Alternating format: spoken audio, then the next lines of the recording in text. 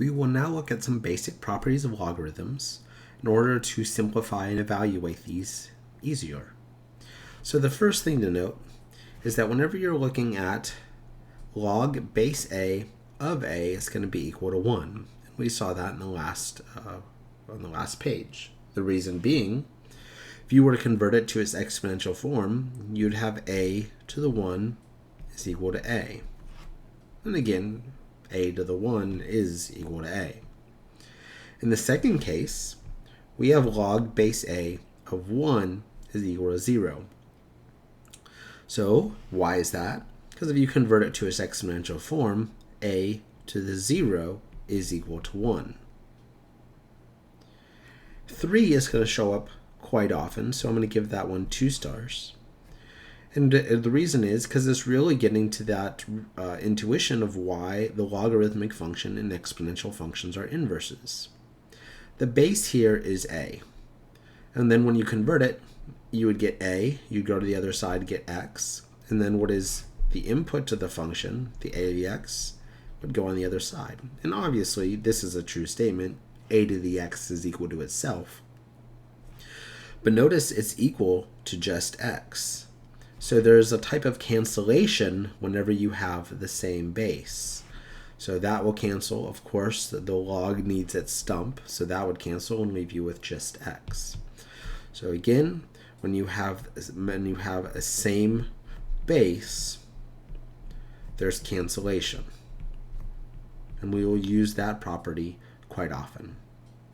4 is very similar, and again, this we're given it into its exponential form. The exponential form, the base here is a. If you look at the log, it is in the exponent, but it also has a base a.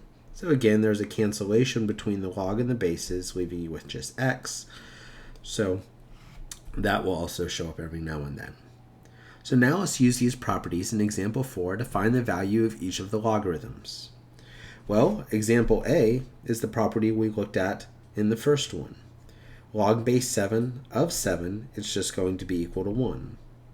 And again, you could think about this in terms of the third one as well.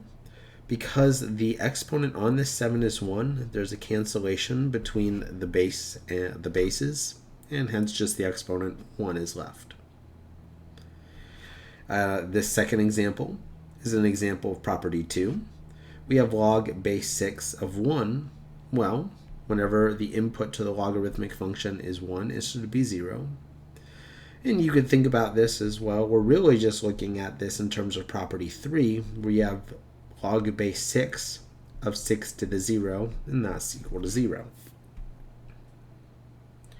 In example C, well, we don't have matching bases, but something that you'll want to get used to working with are basically recognizing the powers of numbers.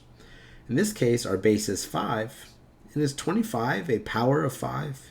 Indeed it is. So you can think about this as log base 5 of 5 squared. So what does that mean? The base of the log, and the log cancels with the base of the exponent, and the answer is just going to be 2. And now let's go down and look at a few more examples. D is very similar to what we encountered in C, because I'm thinking, okay, what's my base? It's 2. And is 16 the power of 2? Well, yeah. So I can really rewrite this as log base 2 of 2 to the 4th. And again, that would evaluate to just 4. E and F are a little bit tricky because they have fractions. And it's maybe not so easy to turn 1/9 or 9 into 1/3. So you have matching bases. So what you could always do is just go ahead and switch it to its exponential form and then go from there. So let's say this is going to be equal to some number. We'll just put a question mark. You could put a variable, but we're looking for its answer, so we'll just put a question mark. So the base is 1/3. And we have to find out what 1/3 to what power gives me 9. Well, let's see. I see 3 is a power of 9. So I would need to square it. So squaring it, if I had, is 1/3 to the square equal to 9? Not quite, because that's just 1/9. But so how do I get that 3 in the numerator?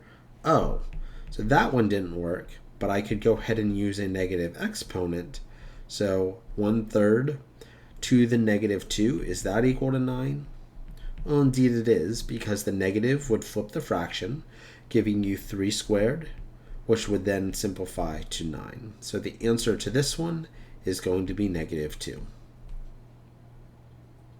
In the last example, again, you could probably get a matching base, or it wouldn't be hard to get a matching base. But let's go ahead and do that same reasoning that we did in E. So we're looking for some number that this is going to evaluate to. And then we're going to have to switch it. So we have 4 to some number is equal to 1/2. Well, the first thing I note, I'm going to need a negative exponent again in order to go ahead and get that 4 into the denominator. But how do I go from 4 down to 2? I need to take the square root. Well, what is the square root as an exponent? Remember that the square root as an exponent is just 1/2. So here's our guess, and let's go ahead and see. Is 4 to the negative 1/2 equal to 1/2? Well, the negative exponent would cause it to go into the denominator, so this would give you 1/4 to the 1/2.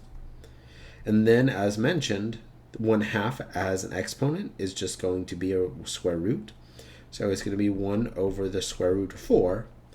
Oh, and 1 over the square root of 4 is equal to 1/2. So our answer here is just going to be negative 1/2.